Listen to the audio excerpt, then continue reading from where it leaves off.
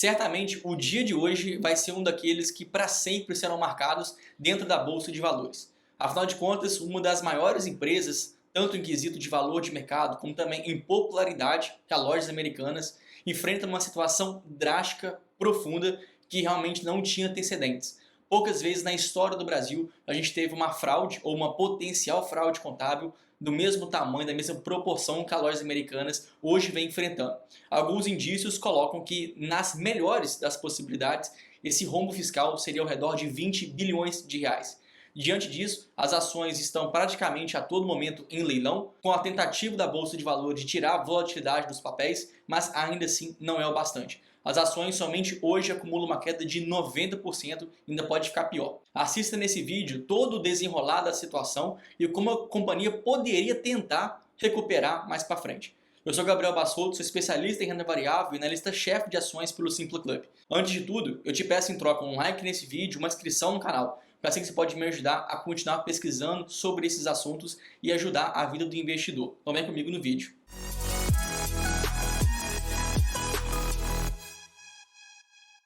Ainda pouco se sabe sobre a real situação que as lojas americanas hoje vem enfrentando.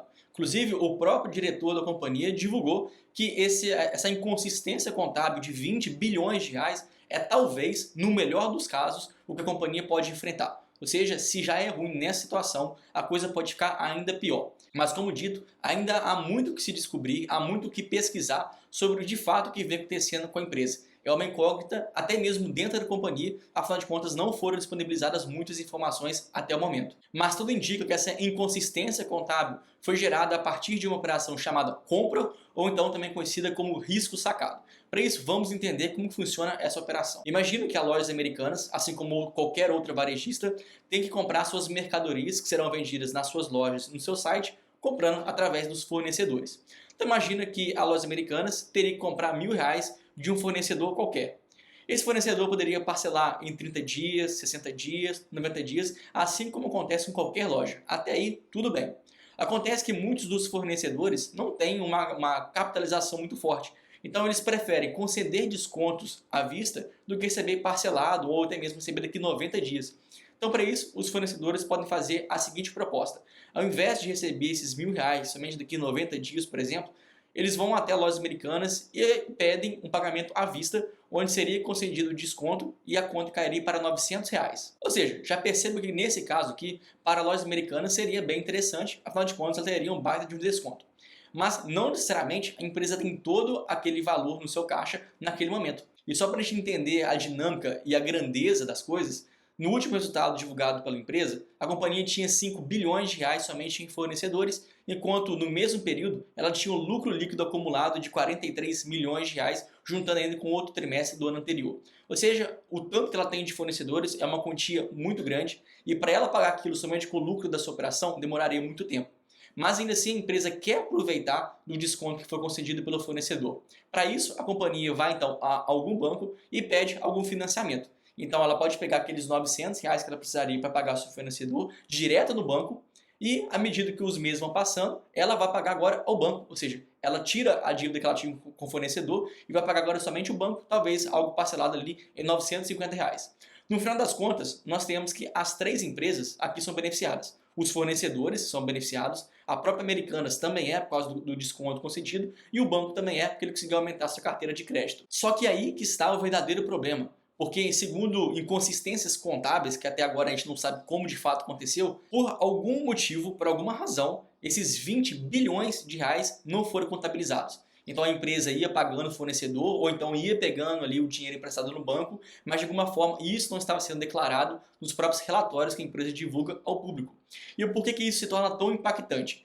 Porque se a gente entende que a companhia não está colocando esse dinheiro que ela pega emprestado do banco na sua contabilidade, isso pode maquiar bastante os seus resultados. Eu digo isso porque quando nós temos então que alguma companhia qualquer pega dinheiro no banco, ela tem que pagar juros.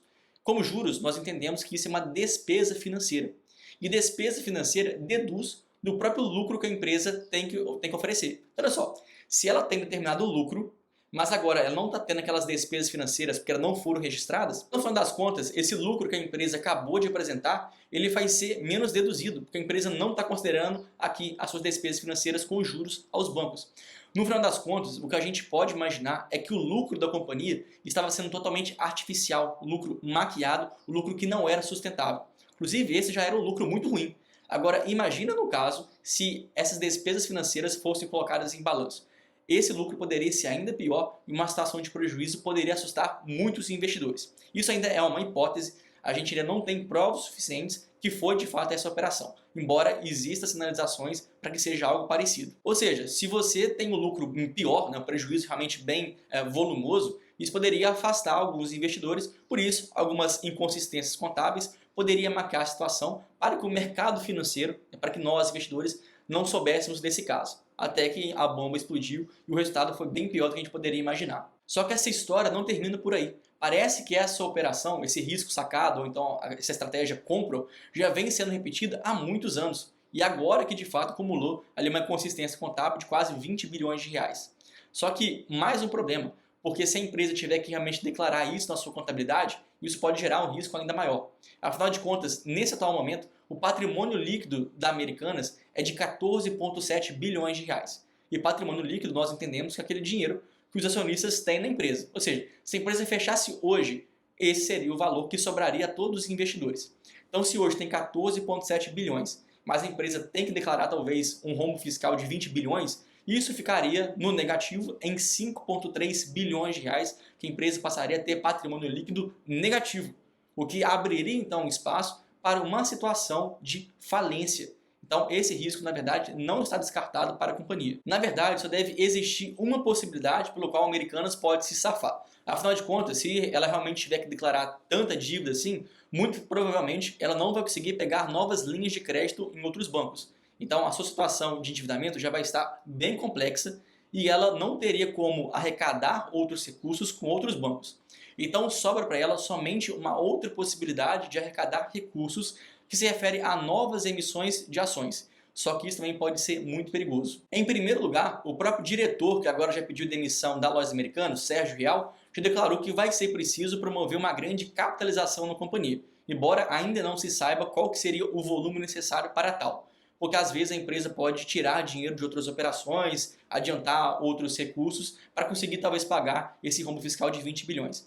Mas vamos supor que no melhor dos casos, que ela simplesmente vai ter que tirar, que ela vai ter que pegar, arrecadar recursos ao redor de 6 bilhões de reais, que seria para cobrir aquele patrimônio líquido negativo a partir dessa situação. Considerando que hoje as ações caíram 90% e a gente tem hoje um preço por ação ao redor de R$ 1,20, ela precisaria emitir mais de 5 bilhões de ações novas no mercado, diante de uma situação que hoje ela tem 900 milhões de ações. Ou seja, de forma arredondada, a empresa precisaria, pelo menos, diluir a participação do seu acionista em 5 vezes, o que seria uma catástrofe. Seria basicamente dizer que todos aqueles acionistas que tinham as ações daquela companhia perderiam dinheiro sem sombra de dúvidas. Uma diluição realmente muito perigosa, sabendo que se a empresa já não tinha lucro em uma base de acionistas pequena, quem dirá agora diluindo aquele lucro em uma base de acionistas 5 vezes maior? A situação que gera ruim, com certeza iria piorar bastante. Só que, novamente, ainda pode piorar. Afinal de contas, não se sabe se o mercado vai abraçar realmente essa oferta que a empresa venha fazer de novas ações.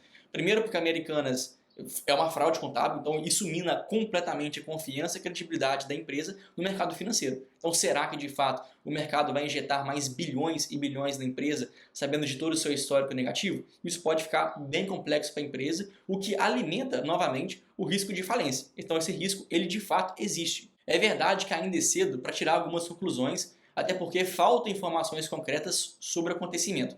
Mas ainda assim todas as varejistas sentiram hoje. Via, Magazine Luiza e até mesmo Cielo, que tem uma exposição muito grande ao mercado varejista, estão hoje em forte queda. Afinal de contas, isso pode respingar também nessas empresas. Então, até recapitulando, o que o próprio Luiz Barsi já disse em algumas entrevistas passadas, é estatístico que empresas do varejo vão falir mais cedo ou mais tarde. Afinal de contas, esse é um modelo de negócios muito complexo. Essas empresas têm que vender um volume gigantesco de coisa para lucrar uma quantidade muito pequena. Então, por essas empresas lidarem com um volume de recursos muito grande, é muito fornecedor a pagar, é muitos empréstimos, são muitas vendas, uma operação realmente muito complexa e sobrar muito pouco para ela, geralmente uma margem de lucro que gira ao redor de 1%, 2%, quando o mercado ainda está um pouquinho melhor, isso traz com certeza uma complexidade muito grande ao assunto. Por isso, ao longo da minha trajetória como analista e também fazendo parte do Simpla Club, que é o maior clube holder do Brasil, nós nunca tivemos essa combinação em empresas varejistas, porque nós entendemos que qualquer erro que essas operações possam cometer, como é o caso que pode acontecer agora com as lojas americanas, isso pode ser um erro fatal, um erro que vem culminar, inclusive, com o patrimônio, com a perda do patrimônio dos investidores. Além do mais, nunca é demais lembrar, avisar que a diversificação a todo momento é muito importante. Afinal de contas, se o investidor tinha apenas lojas americanas em carteira, ele com certeza vai perder muito dinheiro através desse momento agora. Por isso, diversificação a todo momento e investir em empresas corretas. Para isso, aqui no Simpla Club, ou então aqui no link aqui embaixo na descrição desse vídeo, você pode ter acesso a todo o nosso ranking de oportunidades, sabendo quais são as melhores empresas para investir, empresas que sejam boas, diversificadas, empresas ainda baratas. Então, monte uma carteira sabendo em quais ativos você vai investir e assim com diversificação. Por fim, para ajudar a empresa a solucionar esse problema, o próprio ex-diretor Sérgio Rial está ainda em contato com os acionistas da companhia,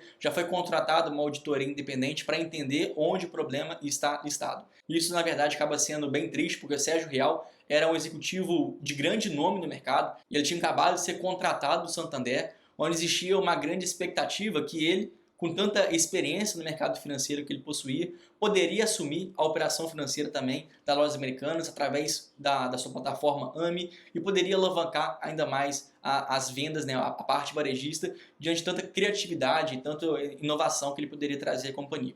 Então, aguardamos os próximos passos para saber o que restará às lojas americanas. Espero que você tenha gostado aqui desse vídeo. Te peço para que, se gostou aqui desse conteúdo, dá um like nesse vídeo, se inscreve no canal, porque você pode me ajudar a espalhar esse conteúdo a mais investidores. Além do mais, compartilhe esse vídeo aqui com seus amigos para que eles também não caiam em riscos desnecessários e entendam o que de fato está acontecendo com as ações da companhia.